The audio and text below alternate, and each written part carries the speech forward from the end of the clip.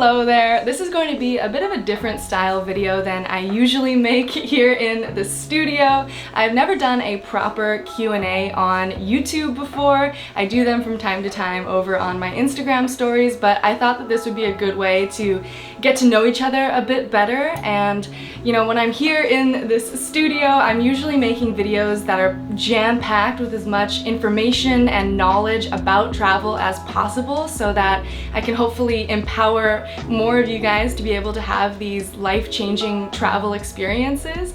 But I am also a bit of a perfectionist, so I think that that gets in the way of me, you know, feeling more myself on camera. So I want to do this Q&A, and I was able to get these questions from my amazing newsletter community, which if you are not a part of that yet, you should definitely sign up. You can find it at lexielimitless.com/newsletter. I'll put it in the description below and all of that as well. Every week I send a newsletter out about the best things going on in the travel world, so different updates and bucket list travel recommendations, travel tips, hacks, and also recommendations for the best movies, podcasts, playlists, and more. So you should definitely check that out. And when you sign up, I will also send you a free preview of 3 chapters from my upcoming book, which is fun as well. So I think it's time to just jump into these questions. I got a good amount of them, and I'm gonna answer 25 questions during this Q&A. All right, the first question is from Martin from Munich, Germany, and he asked, is there a release date for your book yet? And there is somewhat of a release date tentatively. We are aiming for late spring, early summer, depending on where you are in the world. And if this is your first time hearing about this book that I've been writing, I've actually been working on it for quite a few years now, and it's turning out to be something that I am very excited to put out into the world. It's about my experience traveling to every country and everything that I learned from that whole crazy journey. So I'm excited to put it out, but there has been some delays. As it turns out, it's not necessarily a straightforward process learning how to write a book, but I'm really looking forward to sharing it with you guys very soon. All right, the next question is from Jessica from Chicago, Illinois. Do you have any advice for making a worried parent more comfortable with taking a trip as a solo female traveler or going to a destination that has been typically displayed as unsafe on the news? This is a great question that I get pretty frequently, especially from young women who want to travel and people who want to go off the beaten path. And I would say that when it comes to talking to your parents about wanting to travel, you have to show not only through your words that you are mature and capable enough to be going on these types of trips, but you can also show a lot through your actions. Fortune favors the prepared mind, so being able to show your family members that you have a plan, you've made a budget to be able to pay for all of the different things that you want to do. You can create an itinerary so they know where you're going to be. Having just the knowledge of, you know, having even your location sharing on so that your parents can check in on you and that they know approximately when they can expect that you are going to be checking in. That is very comforting from the perspective of a parent. And for me personally, I talk to my mom every single day, regardless of where I am in the world. And if I'm not going to be able to talk to her that day, I shoot her a quick text to let her know. But it's also really good for your safety to, you know, tell people where you are just in case they don't hear from you or something goes wrong. So yes, showing that you are prepared and capable for your trip is essential to comfort the parents. Next question from Gabriela in Brazil. How did you start making money while traveling? I actually just made an entire video about how to travel with no money, because when I first started traveling, I wasn't necessarily making money while traveling. I was saving up for a few months at a time and then taking a few months off to travel.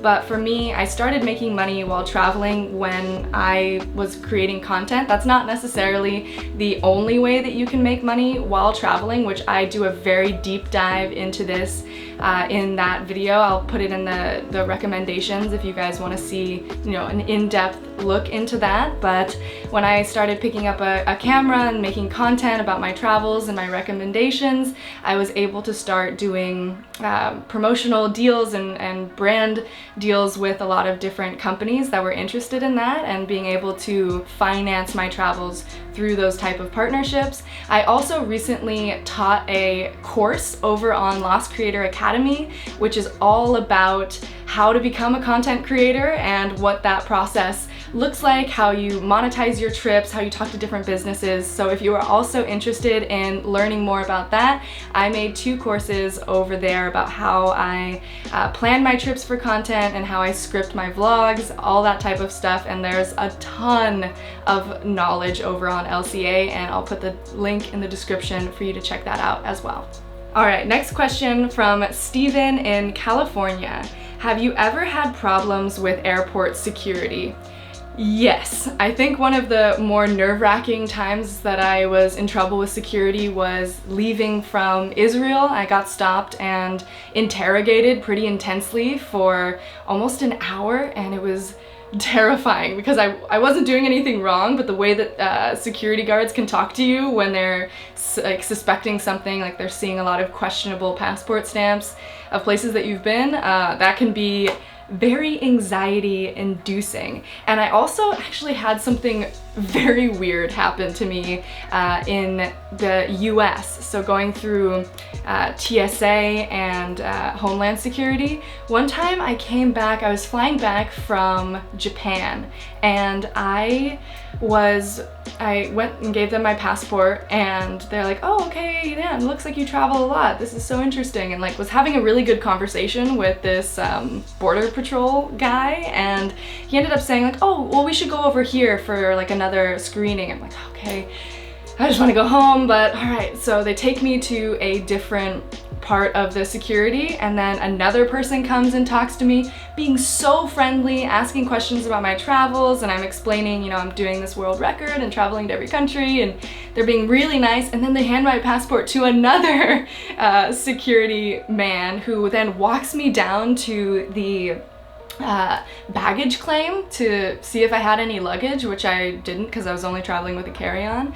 And he kind of pulls me over to the side and hands my passport back, and he said, you know, it's very unique to have an American traveling to so many unusual places, like, you know, Yemen and Saudi Arabia. So, you know, the US government would love it if, you know, you ever hear anything, if you could say something.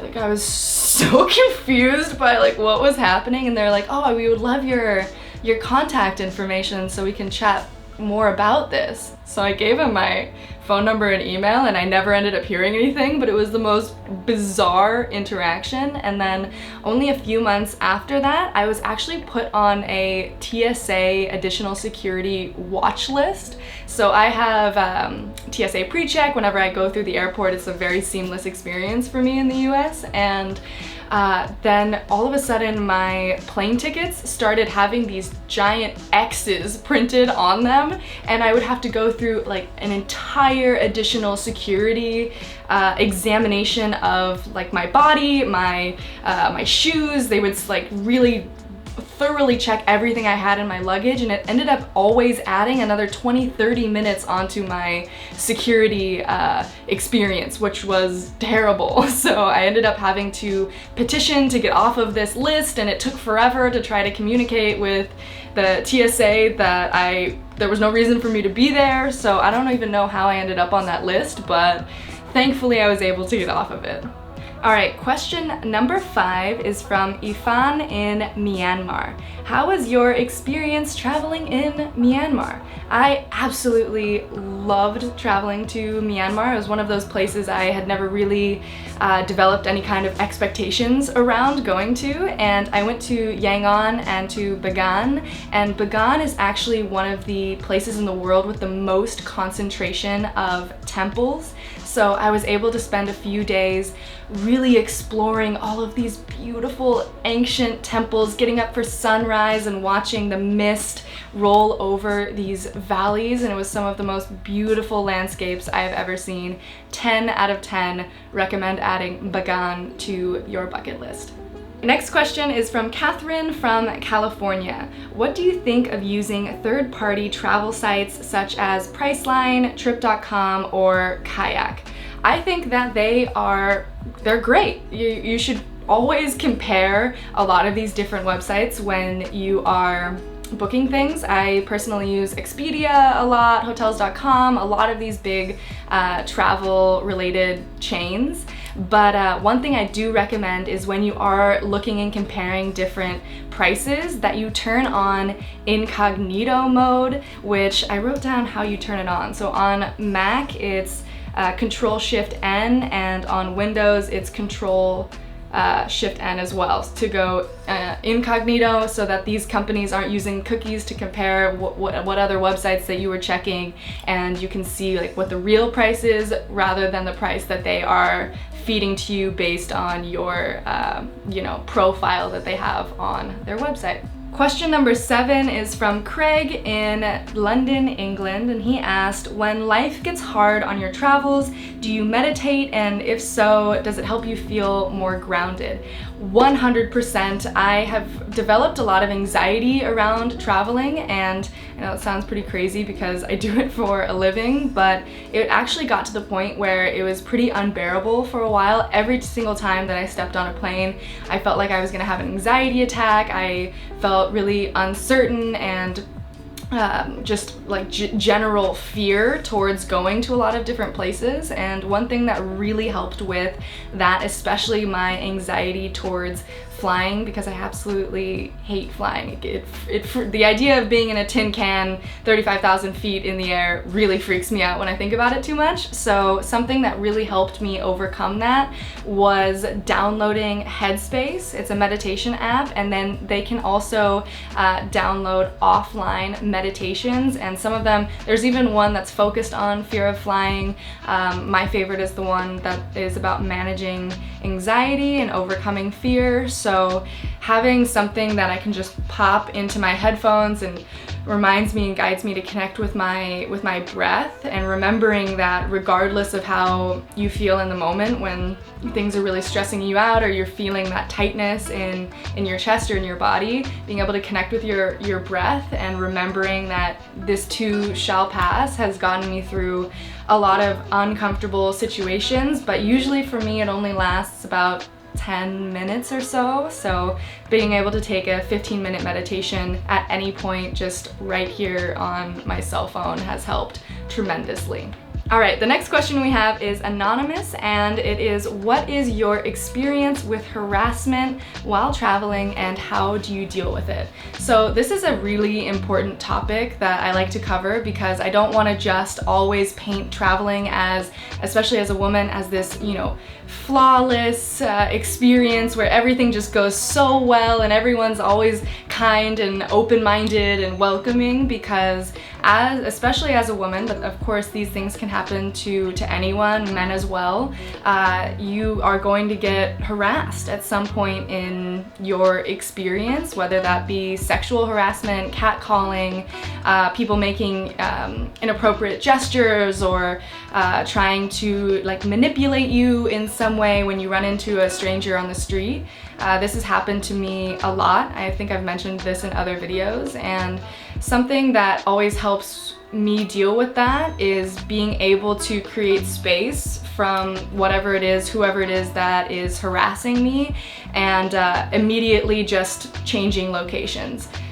Usually that solves the issue. Something I've been doing lately too as well. I've never gotten in any type of physical conflict, thankfully, but I have been wanting to take more MMA and self-defense classes so that I feel more confident in my body about how to get out of uncomfortable situations should they ever arise. And especially for women, I think that unfortunately it's the world that we live in, but wearing modest clothes and also not going out after dark, and also not getting intoxicated can really help you avoid so many unwanted interactions while traveling. So the next question is from Svenja from Germany. That's actually 2 questions. One is, do you ever get tired of traveling?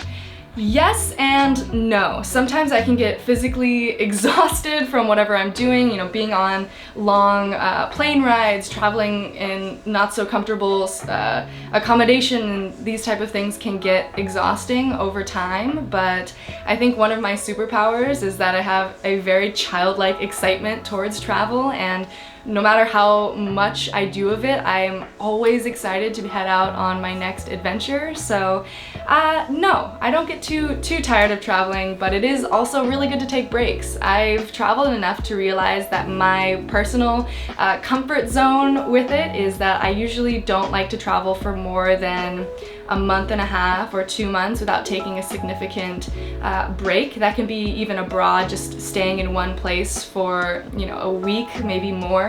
That helps break it up for me, and also just coming home, resetting, and then going back. Because when you travel for a really long time, that can just become your reality, and the novelty and excitement of being there starts to wear off, because it's like your normal life now. So I do recommend taking breaks. All right, the second question was, are you good at keeping friendships with people that live on the other side of the world? Yes, that is something that I also pride myself in, is having an amazing network of friends that I've encountered from all over the world. And that's one of the best parts of social media, is that when you follow each other, you're constantly seeing what's going on in their lives. And I also periodically FaceTime out of the blue a ton of different people just to catch up and have that deep life debrief to see how they're doing, and whenever you can meet up with them in person, that's great. But really being able to nurture the most important connections in your life, and that usually takes thinning down the amount of connections that you have and spending more time on each of them to really nourish that friendship. Next, we have a question from Nisal in Sri Lanka, and he asked, if you can only live in one country for the rest of your life other than the US, where would you choose? I love this question, and it feels pretty straightforward from me. If I had to choose, I would probably move to France. I absolutely love everything about France. Or, very different answer, Indonesia. I could definitely see myself living there as well.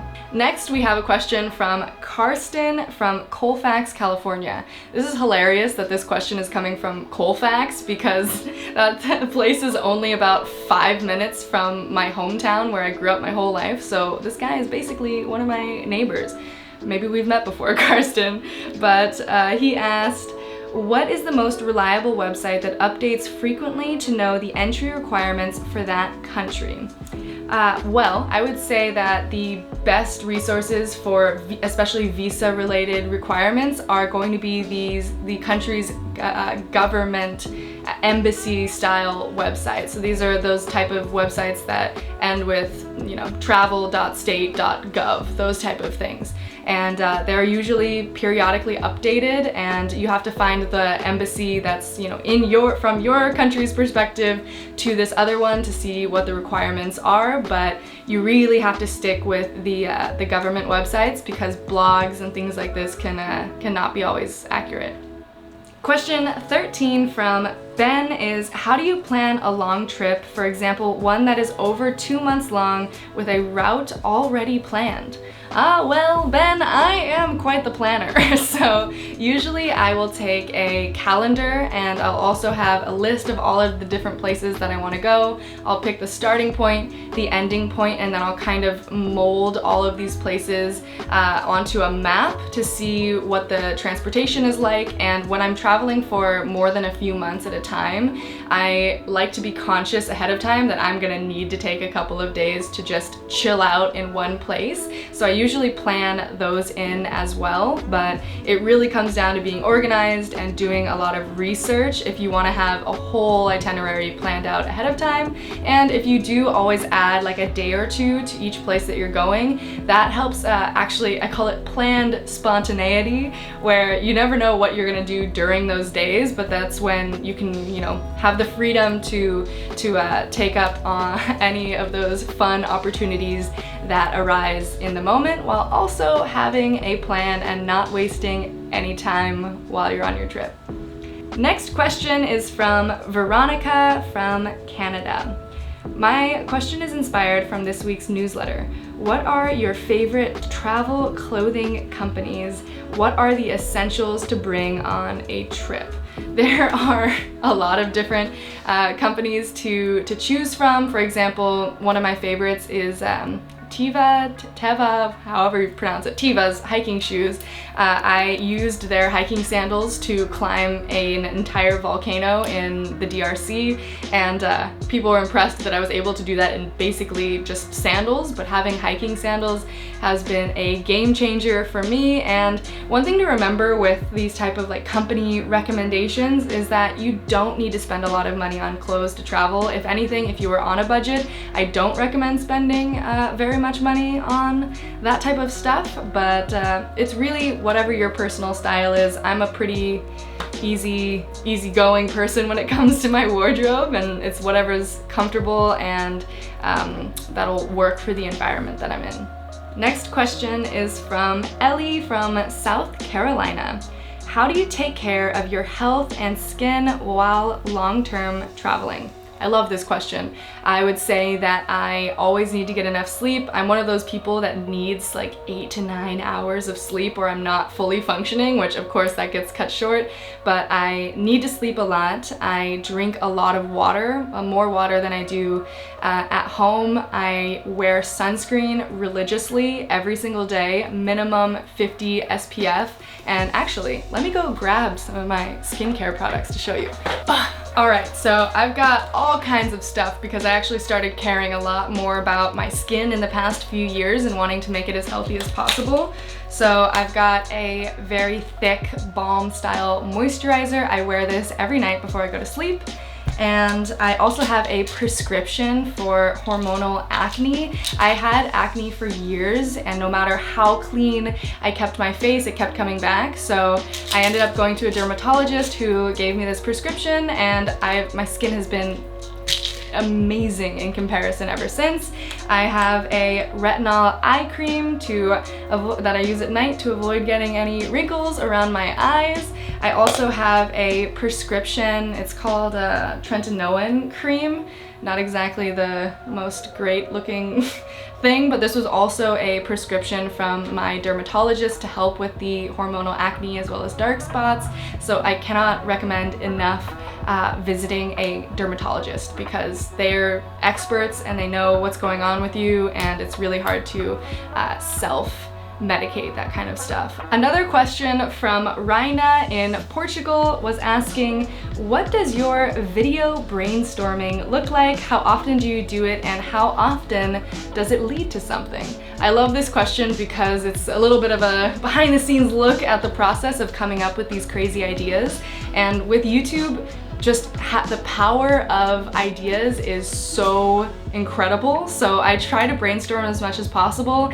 I need to have a more consistent habit with it, but when I brainstorm, I look on the internet for hours just scouring for unique stories. I follow a lot of different rabbit holes of looking into oddities from different cultures, different countries. Sometimes I will take a certain topic like wildlife, and I'll look at some of the most unique wildlife in the world. Or I'll look up, this craziest road trips, these type of things, and they start to spark ideas. I'll watch other videos on YouTube as well, especially from smaller channels, to see, from people from other countries, like what do they capture about their own country, and how could I also share something from a different perspective. So brainstorming is a big part of my process, and this is actually another one of those things that I covered in my course on Lost Creator Academy. I made an entire course on how to plan a trip specifically for content. So if you want to see that course of mine, you can check it out in the description below for LCA. Next up, we have another anonymous question. What is your least favorite country? Well, this is always a great question because I don't have an answer to that. I don't have a least favorite country. If I had a bad experience in a place, that is completely my own personal experience. For example, I absolutely love Paris. It's one of my favorite cities in the world. But so many tourists go to Paris, they meet one grumpy French person who didn't, interact with them in a way that was pleasant, and then they immediately think that they hate the city, they're never coming back, Paris is terrible, all of this type of thing. So, disliking a place, and you should also think about this whenever somebody says, oh, I hated my trip to wherever, that is completely their experience. If they would have happened to be at the right place in the right time to meet some amazing people, they would have had a completely different time. So remember that least favorite places are very subjective. Next we have Max from the Netherlands asking, what did you learn about yourself from solo traveling?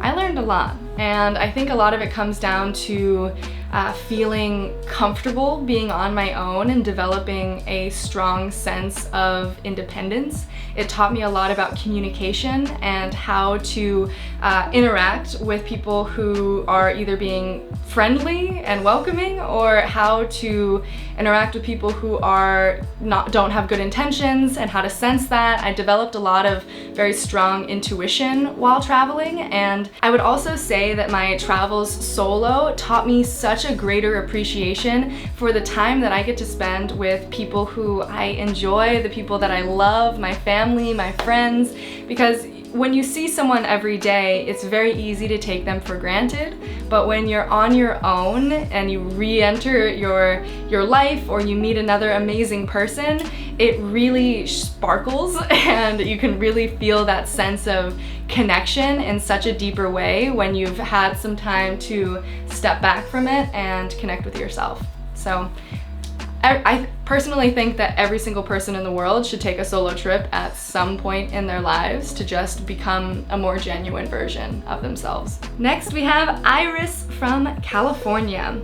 My question is, how do you travel so much but also spend time with your loved ones? This kind of goes with a few of the other questions that I had. So I travel a lot, but I also prioritize spending time with my family especially, and as I mentioned previously, I talk to my mom every single day. We FaceTime all the time, the same with my dad, and I just try to nurture those connections as much as I can, even when I'm gone, but I make sure to spend at least a few weeks a year with my family, and also having a community is very important to me. That's also something that I learned from my solo travels. So it's really a matter of prioritizing the connections in your life over everything else that you have going on, and making time for it if that is something that you really want to do. Evie from Spain is asking, has starting a YouTube channel affected the way you think about traveling?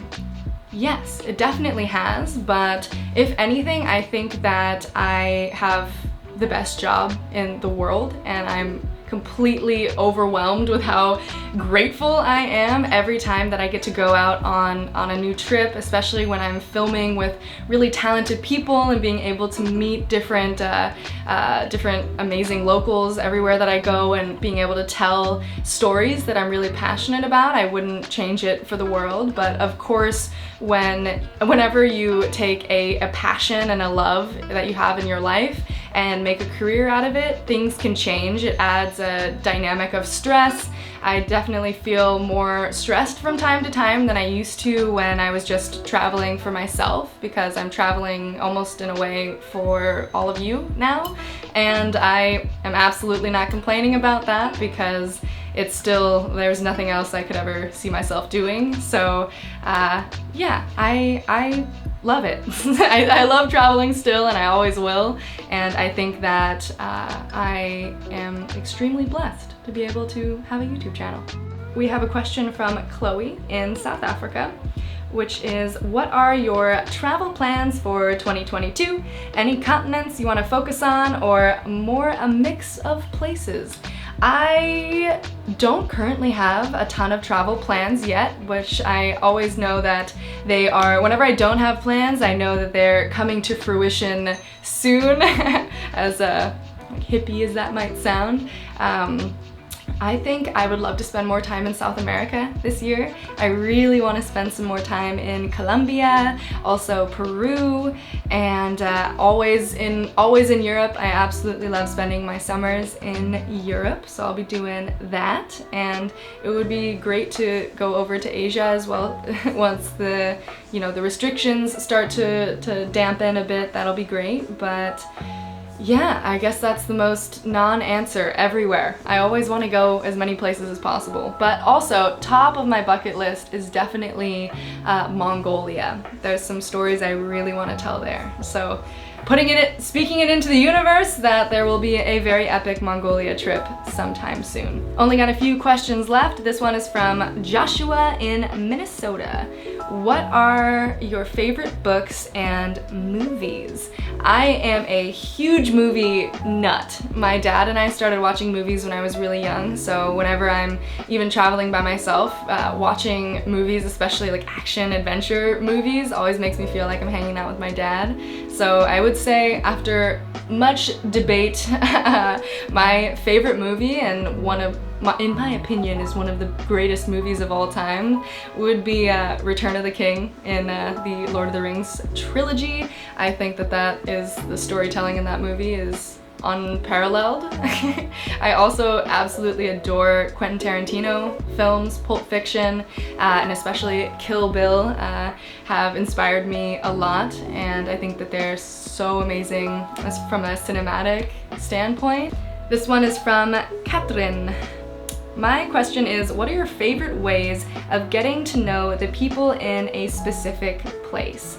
I would say I've gotten a good habit of meeting up with locals through Instagram and connecting with them, saying, hey, I'm coming to your country, it would be great to connect.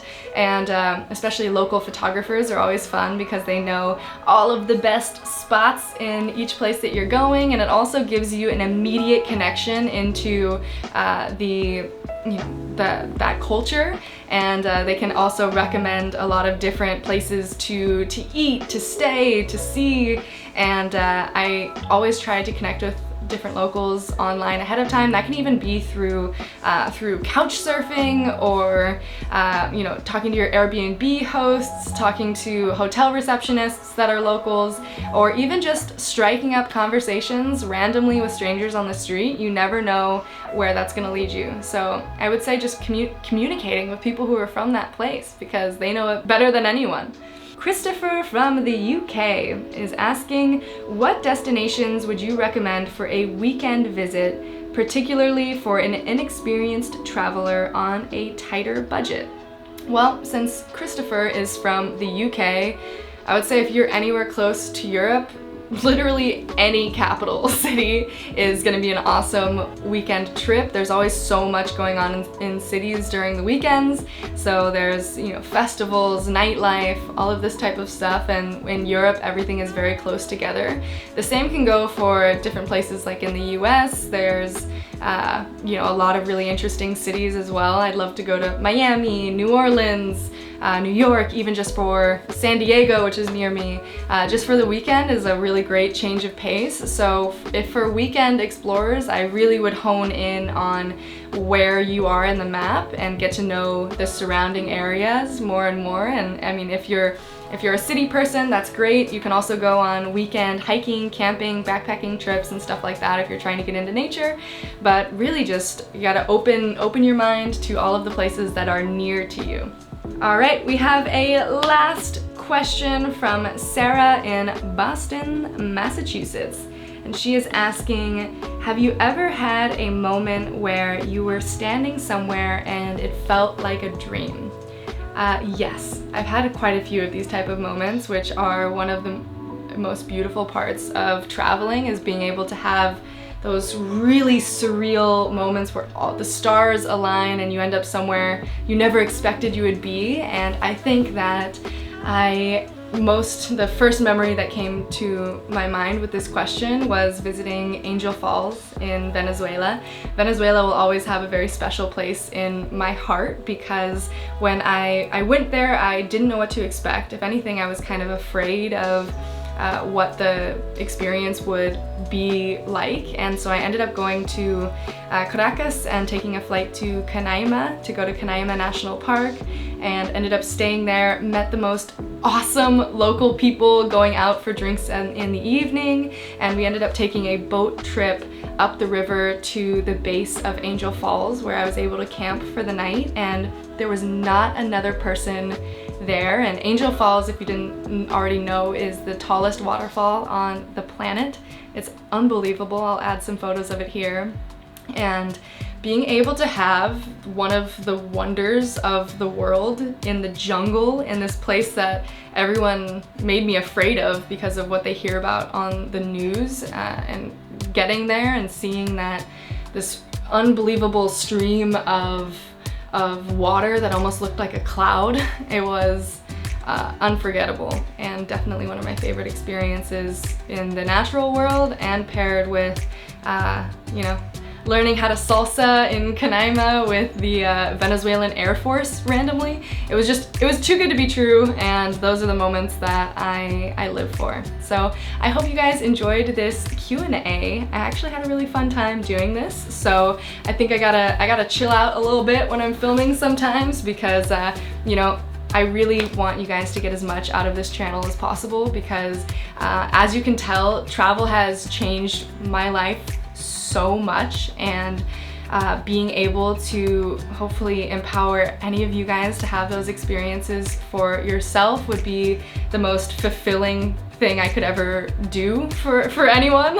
So thank you guys so much for watching. I hope you enjoyed it, and if you want to subscribe to my newsletter, that's in the description, all of that stuff, and until next time, keep pushing your limits.